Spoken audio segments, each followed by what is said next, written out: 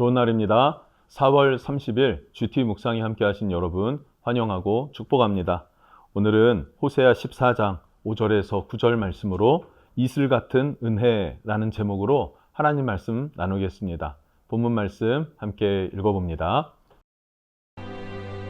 내가 이스라엘에게 이슬과 같으리니 그가 백합과 같이 피겠고 레바논 백향목같이 뿌리가 바뀔 것이라. 그의 가지는 퍼지며 그의 아름다움은 감람나무와 같고 그의 향기는 레바논 백향목 같으리니 그 그늘 아래에 거주하는 자가 돌아올지라. 그들은 곡식같이 풍성할 것이며 포도나무같이 꽃이 필 것이며 그 향기는 레바논의 포도주같이 들리라. 에브라임의 말이 내가 다시 우상과 무슨 상관이 있으리요 할지라. 내가 그를 돌아보아 대답하기를 나는 푸른 잣나무 같으니 내가 나로 말미암아 열매를 얻으리라 하리라. 누가 지혜가 있어 이런 일을 깨달으며 누가 총명이 있어 이런 일을 알겠느냐.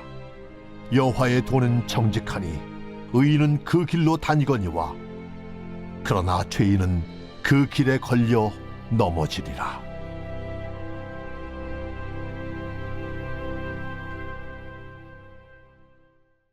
자, 우리가 지난 1절에서 4절 말씀에서는요, 이스라엘이 멸망할 것이다. 그러나 그 후에 하나님께서 다시 회복시킬 것을 예언하듯 선언합니다. 자, 그러나 모든 이스라엘이 회복된다라는 것은 아니죠. 사람을 의지하고 우상을 숭배했었던 이스라엘, 그 결과 멸망한 것이죠. 그래서 자기가 사람을 의지했었던 것, 그리고 우상을 숭배했었던 것을 회개한 사람들, 그리고 하나님께로 돌이켜서 진실한 입술의 고백으로 나아간 사람들에게 하나님은 회복을 주신다. 다시 구원해 주실 것이다. 라는 것을 말씀했습니다. 자, 오늘 이어서 5절에서 7절에서는요. 하나님의 계획은 본질적 계획이 심판이 아니구나. 우리를 구원하시는 것이구나. 라는 것을 말해주고 있습니다. 이거 매우 중요하다고 생각합니다. 하나님은 진심으로 회개한 이스라엘 백성들에게 이슬 같은 은혜, 그리고 풍성함으로 회복시켜 주신다.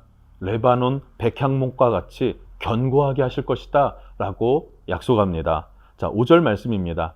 내가 이스라엘에게 이슬과 같으리니 라 그래요. 이슬과 같다 라 그래요.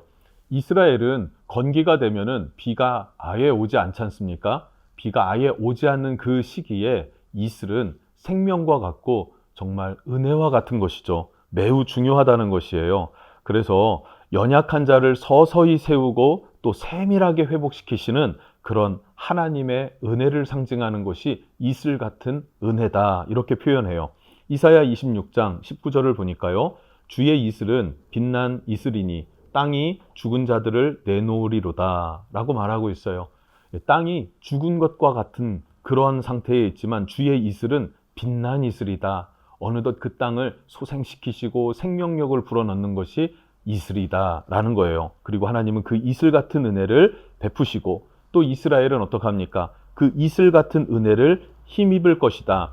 5절에 이어서 보면요. 그가 백합과 같이 피겠고 레바논 백향목 같이 뿌리가 박힐 것이라. 6절 그의 가지는 퍼져서 그의 아름다움은 감람나무와 같고 그의 향기는 레바논 백향목 같으리니. 7절 그 그늘 아래에 거주하는 자가 돌아올지라. 그들은 곡식같이 풍성할 것이며 포도나무같이 꽃이 필 것이며 그 향기는 레바논의 포도주같이 되리라. 아멘. 자, 이슬 같은 그 은혜를 힘입어서 백향목처럼 피어나게 될 것이다. 그리고 레바논 백향목은 어때요? 뿌리가 깊게 내리고 견고하지 않습니까? 자, 그렇게 이스라엘을 축복해 주실 것이고 감람나무처럼 아름답고 향기는 백향목에서 나는 그 향기로움이 사방이 퍼지게 될 것이다. 그래서 그 나무 그늘 아래 머무는 자가 많아서 풍성한 곡식과 향기로운 포도주를 풍성하게 누리는 그러한 이스라엘의 회복을 약속해주고 있어요. 그러나 이 모든 것이 누구에게 베푸신다는 거예요? 멸망 후에 모든 이스라엘에게 베푸는 것이 아니라 회개한 자에게 베푸시는 은혜가 이와 같다라는 거예요. 즉, 회개는 무엇입니까? 무겁고 진부한 것이 아니라 회개는 나를 가볍게 하는 것, 나를 축복으로 돌이키는 것, 기쁨으로 돌이키고 나에게 참 자유를 주는 것이 회개입니다. 그래서 예수님도 수고하고 무거운 짐진 자들아 다 내게로 오라 내가 너로 쉬게 하리라.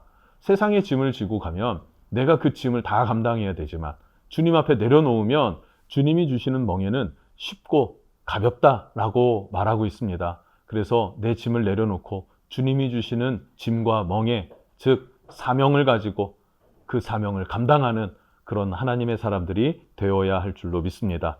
자, 이어서 8절에서는 하나님과의 화목이 회복된 이스라엘을 보여주고 있습니다. 자, 8절입니다. 에브라임의 말이 내가 다시 우상과 무슨 상관이 있으리요 할지라 내가 그들을 돌아보아 대답하기를 나는 푸른 잣나무 같으니 내가 나로 말미암아 열매를 얻으리라 하리라. 자, 백성들이 이렇게 말합니다. 회개하고 그 이후에 백성들은 내가 우상과 무슨 상관이 있습니까? 이미 우상과의 관계는 다 끊어졌고 그 우상과 다시 연결될 일은 전혀 없습니다. 이렇게 말하고 그들을 향한 하나님은 또 이렇게 말씀하십니다. 너는 나로 말미암아 열매를 얻으리라. 이렇게요. 자녀들은 아버지에게 내가 아버지를 떠날 일이 어디 있습니까? 난 아버지밖에 없습니다. 아버지는 자녀에게 뭐라고 합니까? 너는 나로 말미암아 풍성할 거야. 열매를 맺을 거야. 복이 있을 거야. 라고 하나님께서 말씀하신다는 거예요. 마치 고멜이 방황 끝에 호세아에게 돌아와서 순전한 여인이 된 것처럼 이스라엘이 이후에는 회복되어지고 그리고 하나님의 축복을 누리게 될 것이다 라고 합니다. 그리고 이것을 언제 누리게 됩니까? 이것을 예수 그리스도께서 오심으로 말미암아 그가 인류를 위해서 또 이스라엘을 위해서 십자가에 죽으시고 부활하심으로 말미암아 완성되고 성취된다라는 사실이에요. 그래서 회개한 자가 누리는 축복이라고 했죠. 그 예수 그리스도를 믿고 회개한 자, 회개하고 주님 앞에 나아가는 자, 그들이 얻는 축복이 이와 같을 것이다. 그러니까 우리에게도 해당되는 말씀이 되는 것입니다. 마지막 구절에는요. 호세아는 이런 하나님의 마음을 내가 다 전했다. 그러니 너희는 지혜롭게 선택해라 라고 말하는 것입니다. 자, 진리를 깨닫고 죄악을 회개하는 사람이 있을 것입니다. 그리고 반대로 죄인의 본성을 품고 넘어지는 자들도 있을 것이다 라고 말하고 있어요. 자, 그러면 이제 우리가 결단해야 될 때입니다. 이스라엘도 각자 알아서 결단을 했어요. 자, 지금 이제는 우리가 결단할 때 어떻게 결단하겠습니까? 참된 지혜는 여호와께 돌아가는 것. 참 자유와 기쁨은 회개에 있다라는 사실. 여러분 이것을 꼭 기억하고 명심해야 합니다. 그래서 우리가 힘써 여호와를 알고 여호와께로 돌아가는 그런 은혜, 하나님과의 친밀한 동행이 여러분의 삶에 있기를 주님의 이름으로 축복합니다. 자, 이렇게 호세아서를 마치게 되는데요. 호세아서의 메시지는 무엇입니까? 1장에서 3장까지는 호세아가 음탕한 여인 고멜을 통한 개인사를 통한 하나님의 마음을 대변하도록 하셨고요. 그리고 하나님의 마음을 깨달은 호세아는 이스라엘을 향하여서 그 메시지를 전합니다. 회개해야 한다. 돌아서야 한다. 묵은 마음, 묵은 땅을 기경하듯 우리의 딱딱하게 굳은 마음, 우리의 심령, 자기 자신을 사랑하는 마음을 다 갈아엎어야 한다. 그럴 때 하나님께서 은혜의 단비를 내리시고 우리를 구원하시고 회복시키신다라는 메시지를 계속해서 전하는 거예요. 이러한 죄, 저러한 죄, 죄들을 정말 낱낱이 고발하죠. 그런데 그 호세아의 마음은 죄를 고발하는 정죄자, 심판자가 아니라 자기 자신이 고멜을 향한 마음을 알기 때문에, 즉 하나님의 마음을 품었기 때문에 하나님의 애처로움, 애달파하는 마음, 간절한 마음으로 이스라엘 백성들을 향하여서 권고한 것입니다. 자, 그리고 이제 이스라엘 중에서도 그 하나님의 말씀에 귀를 기울이고 회개하는 자와 그리고 그 말씀을 멸망하면서까지도 무시한 자들이 나뉘게 될 것이다 라고 말하고 있어요. 여러분, 우리는 어떤 선택을 할 것인가?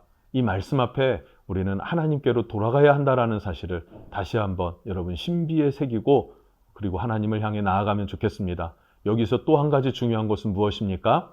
지금이라는 거예요. 지금 하나님께로 돌아가야 합니다.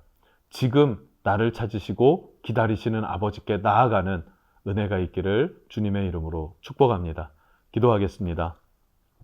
하나님, 이스라엘 가운데 회개하는 자가 있고 그럼에도 불구하고 회개하지 않는 자들도 있답니다. 그러나 하나님께서는 회개하는 자들에게 이슬과 같은 은혜를 베풀어 주셔서 세밀하게 서서히 회복시키시고, 그리고 그들은 결국 풍성한 은혜와 축복 가운데 하나님과 화목하고 연합된 관계 가운데 살아가게 될 것입니다. 하나님, 지금 이 시대를 살고 있는 우리들에게도 성령으로 충만한 삶으로 채워주시고 그 성령 안에서 그리스도와 동행하는 삶이 될 수 있게 해주십시오. 그러기 위해 우리는 날마다 주야로 주의 말씀을 즐거워하여 묵상하는 자들이 될 수 있도록 은혜를 베풀어 주시고, 늘 진리의 말씀 위에 굳게 서서 우리의 삶의 방향과 목적을 찾는 자들 되게 해 주시옵소서. 성경을 읽을 때마다, 묵상할 때마다 성령님께서 깨닫게 하는 지혜를 주시기를 원하고, 그 지혜 위에 설 수 있도록 우리의 삶을 축복해 주옵소서. 예수님의 이름으로 기도합니다. 아멘.